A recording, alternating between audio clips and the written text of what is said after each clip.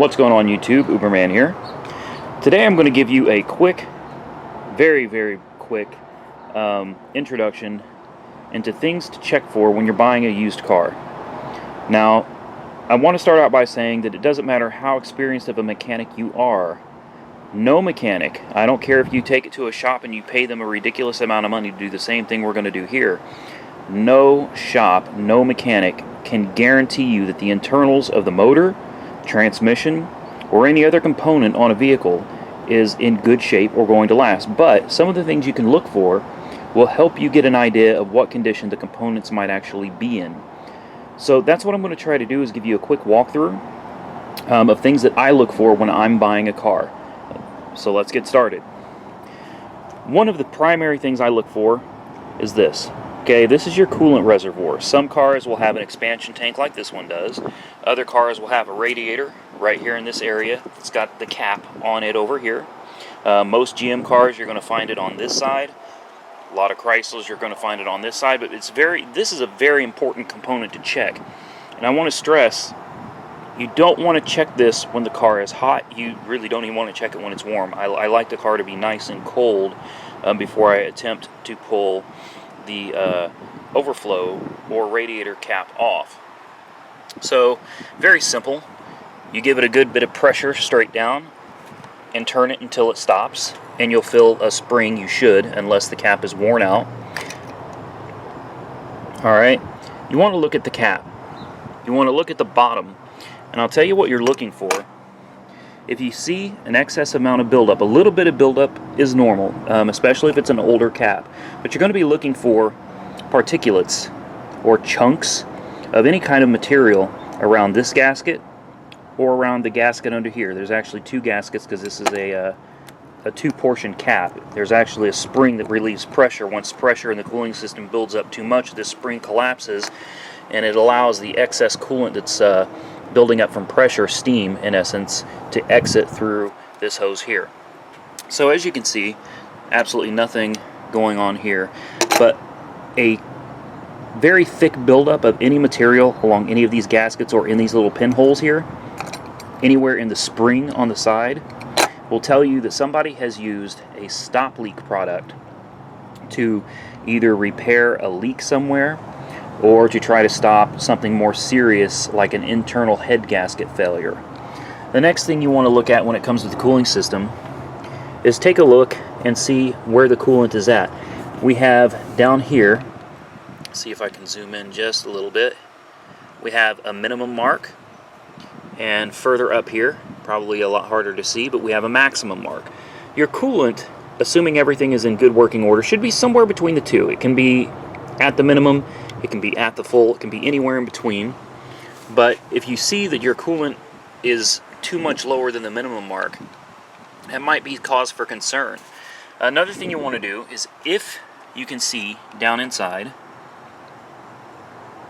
you want to take a look at the color and the condition of the coolant. And again, you're wanting to check for any kind of particles, anything floating around. In an older car that's got some mileage on it, this will be normal to see some things floating. Cooling systems get dirty, but you don't want it to be ridiculously dirty.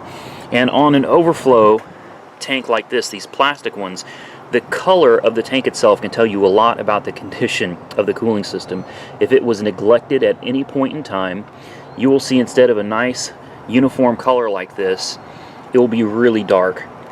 Really dark. Now on GMs, they're typically a much darker color. They're almost a yellow. That's normal. But if you see, like on a lot of Chryslers, this portion of the tank doesn't actually get coolant in it. So if you see this portion over here is a really dark, nasty color, and this portion is light, then there's probably been a lot of neglect to the cooling system.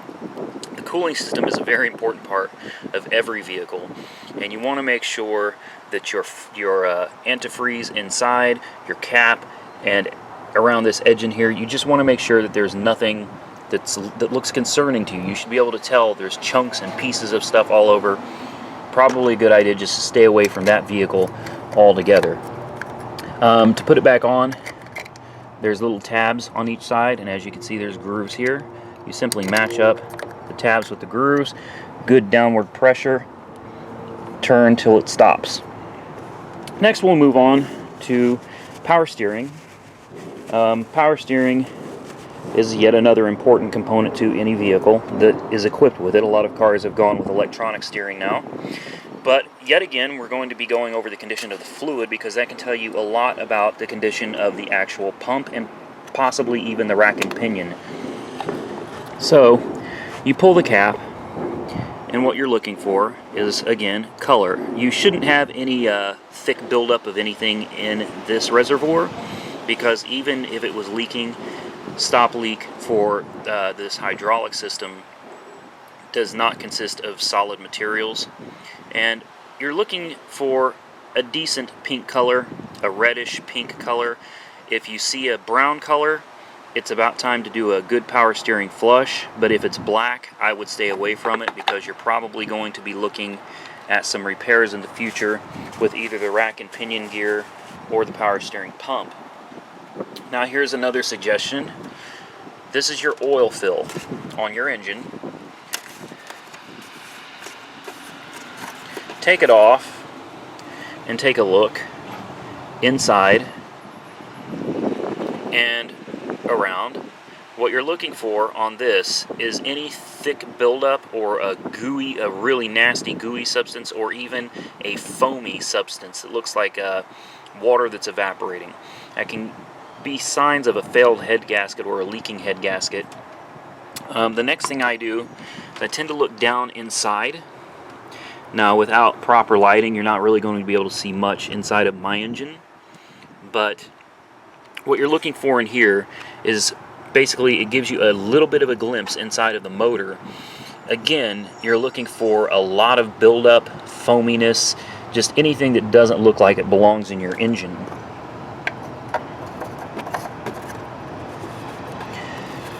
Alright, moving on. Come over here, make sure when you're going out to start looking at cars, you bring a lot of paper towels or mechanics rags or something. It's usually helpful to wear those nitrate gloves. I know I'm not right now, but I don't think my car has any diseases that it's going to give me, so I think we're fine. You're going to take your dipstick, and I can't do this one-handed, but it's a good idea to check your oil level.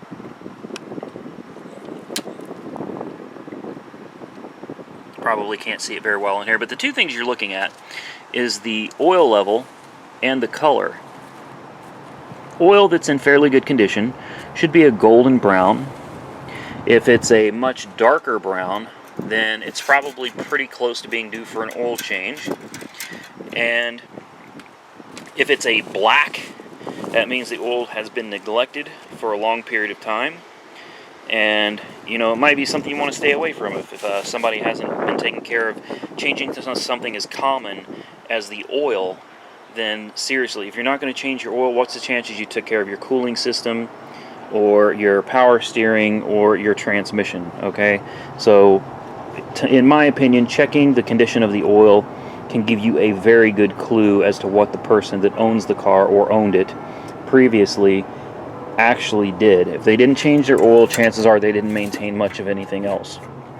Now, my car, unfortunately, does not have a transmission dipstick. I have one for it, but it's a special order item from Mercedes, and it's not cheap. And for those of you that are going out and looking at Chryslers, things like the Challenger, the Charger, the 300, you're going to end up finding this in place of a dipstick. It looks like there's a dipstick there, but I assure you there's not. It says for dealer use only. This is sealed. There's nothing you can do unless you have the dipstick like I do, and you guys are probably not going to special order that just to go looking at cars. So as far as the transmission goes, for those of you that aren't looking at the cars that I listed above, or Mercedes makes the transmission for this vehicle. So obviously any Mercedes is going to have that exact same cap. You'll find a dipstick. Okay, oil is always going to be yellow, and your transmission dipstick will be red. Sometimes it's black, but 90% of the time the transmission dipstick is red. It's just another dipstick, looks just like this one. It's just got a red cap on it. That lets you know it's your transmission dipstick. You do the same thing you did with the oil. Pull it out, get your trusty napkin, and truthfully, the color you're looking at for your transmission fluid is this color. You want it to be a pink or a reddish color. Brown, again, will tell you that it's time for service to the transmission. And if it's a much darker brown to a black color, stay completely away from it. I wouldn't touch it. Absolutely not. And a lot of times, if you have the courage, you can smell the dipstick when you pull it out to get a smell for the fluid, and you will smell if the transmission is in trouble.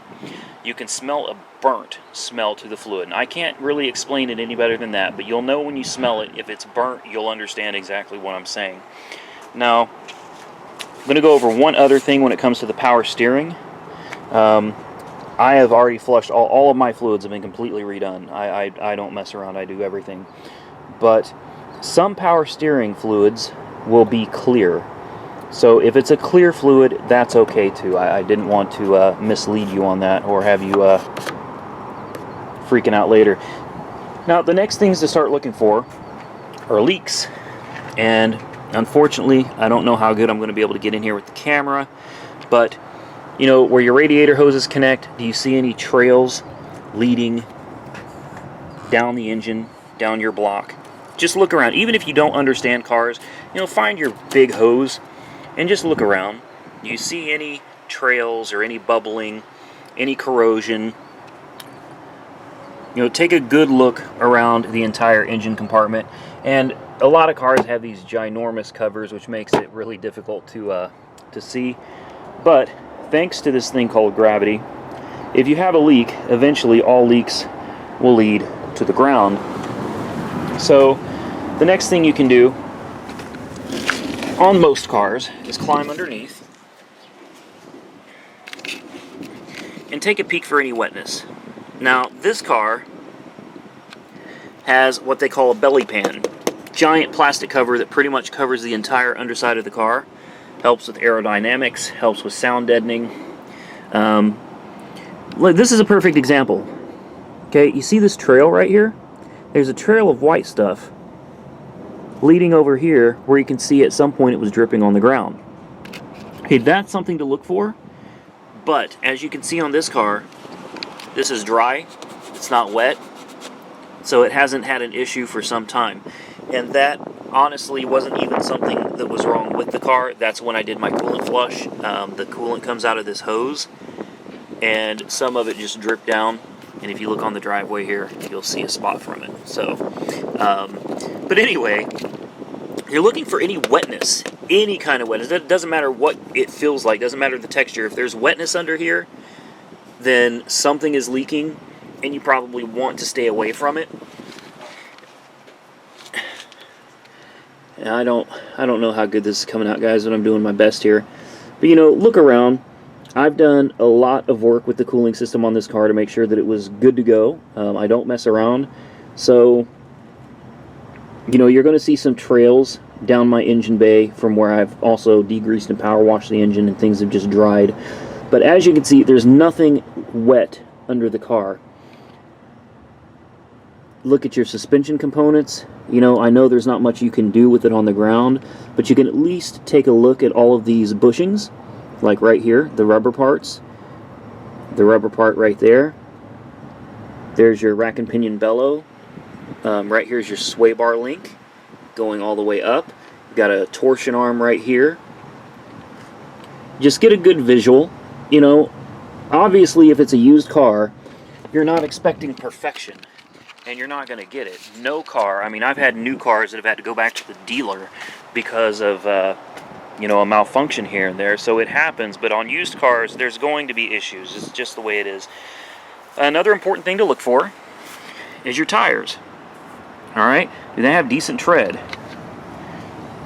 Now, while my tires are not new, they still have very good tread depth. And one of the things you're looking for that can tell you about suspension issues is uneven wear on the edges of your tires, okay? Now you want to look and make sure all tires have good tread, but you want to check on the edges. Do you have meat in the middle?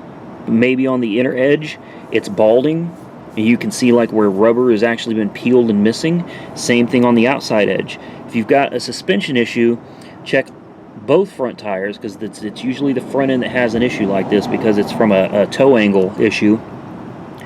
But you want to check for chafing on these inner and outer edges, and you want to check for like excess wear. Typically these grooves, which help disperse water and quiet down noise, these are channels for moisture.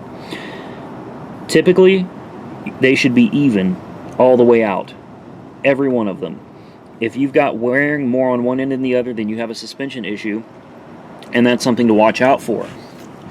You can somewhat get a visual of the brakes on a lot of cars if you have rims. A lot of times you can peek in, and your brakes are going to be right here. These, let's see if I can get in here. These things right here are rotors. Alright, mine are drilled and slotted, but these metal pieces in here are your rotors. You want to look for any kind of major scoring or gouging. Brake pads, again, if you can see them, you can see mine are recessed way down inside this bracket right here. That's letting me know that it's coming time for my brakes to be done. I already knew that. I knew that when I bought the car. No big deal. That's a common maintenance item. But something else to look out for, and these are things that when you pinpoint them, you can use it as a bargaining point, okay? Now, moving down, keep in mind, guys, you're going to get a little dirty doing this, so if you don't mind getting a little bit of dirt or grease on your hands, this may not be for you. Alright, you want to look under the car, again, from about the middle, and again, you're looking for leaks. You're looking for any kind of moisture under the car, on the body, or especially if you have a serious engine leak. As you drive down the road, it will spray oil all over the underside of the car. And a lot of times, if you don't look under the car, you'll never see it. So look for any slippery, slick oil, okay? Another thing you'll look for while you're under here is excessive rust. Cars rust, they're made of metal. A little bit of rust, surface rust, that's normal. Rust on the exhaust, completely normal. It's always going to be that way. But you want to look at rust on the body and any other components under the vehicle. This is also a great time just to get a quick visual of your exhaust system and see if anything looks like it's hanging down too far, not sitting where it needs to be sitting. When you're moving on to the back, you do the same thing. You've got your rotors, again, okay, and again, we've got your brake pads. Now you probably can't see it here because I got a lot of chrome reflecting, but it's also about time for my rear pads to be replaced. Again, check the tread depth of the tires in the back, and you also want to check for the same thing I was telling you earlier, wear on the inside and outside that's far excessive from the wear in the middle, because a lot of times if there was an alignment issue, they may take the tires that were on the front and move them to the back so that you don't suspect it. Some people will only check the front tires, so they're smart and they'll move them to the back to throw you off. On rear-wheel drive cars, they have a differential. Same thing with all-wheel drive cars. I'm not going to climb all the way under, so I'm going to zoom in for you here. It's really hard to see, but this big component right here is the rear differential. This is your final drive. This controls your rear wheels. Now, the same thing as with the rest of the car. You're looking for moisture, you're looking for an oily residue, and I've got a perfect example because you can see there is moisture all over the differential on this. You can see a wetness. That is actually oil, and that is not because my car has a leaking differential. Like I said, I've already done the maintenance on every part of this car, and that includes a differential flush. I did that myself, or a drain and fill. You don't flush differentials. But the reason my differential is wet is because as I was filling it, you know when it's full because oil starts pouring out of the fill hole, and that is residual oil left over from when I filled it up. So you definitely want to check for wetness, and that's what I'm talking about underneath your engine or transmission or underneath the car anywhere. You're looking for that dark residue, that oil that tells you that there is something wrong. While you're back here, it's a good time to look at your rear suspension, which is always going to be connected to the wheel. It's all going to be right here by the wheel. Just check everything out, a quick visual. Make sure there's no broken parts, nothing hanging off, wires, anything like that. And again, a good time to just go over, look around for excessive rust and things like that, which of course this car does not have. Sorry for the shaky video, guys. This isn't an easy video to do, especially one-handed. But that's about all I can do for you. I know it's a long video, and I apologize for that, but there's a lot of things to go over when you're looking at a car. I mean, I could go on for, probably a good hour on things to look over, but most people aren't going to spend that much time on one car, especially when you're out looking at a bunch of cars in a day. You can do a bounce test. A bounce test is where you basically, you can put your knee on the bumper, which this car doesn't have much of one, hand on the fender, and you bounce it. You listen for noises, pops, clunks, and you want to see how long the car bounces for. And you probably can't see, but my car's got really good front struts. When the shocks or struts are bad, you want to do this bounce test on all four corners of the car. I wish I'd done this yesterday. I actually just changed my rear shocks yesterday with KYBs, so now they're good. But when you have weak shocks or struts, when you do the bounce test, now the car won't bounce anymore, but when you do the bounce test, it'll just keep bouncing up and down a good 4 or 5 times. And that's how you know you've got worn out shocks or struts. A good tight suspension, you can do the bounce test, you can bounce it up and down, and usually as soon as you let off the car, it'll bounce maybe once or twice, and it's done. And then you know you've got a fairly decent suspension. Obviously, all the things I've shown you will help you make a good decision when buying a used car, but I can't guarantee anything.